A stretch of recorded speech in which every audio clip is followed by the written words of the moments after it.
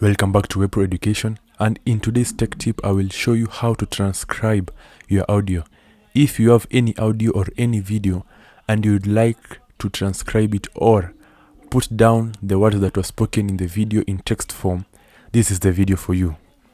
To do this, just head over to your browser and type in skeletonfingers.com, as you can see right here, skeleton fingers, and click on the site. Just click on it, the first result, and here this is what you shall see. You shall see an URL, a file area, and voice. Now for the voice area, you can speak into it live and then it will transcribe what you say.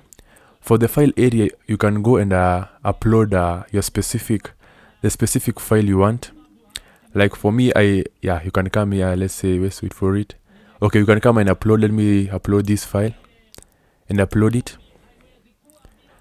Now, and then you click transcribe audio, click on it, and then you shall see it will start transcribing.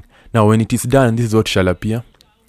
You will see the whole video or the whole audio transcribed in text format. So you can see this is all what was stated in the audio that I pasted.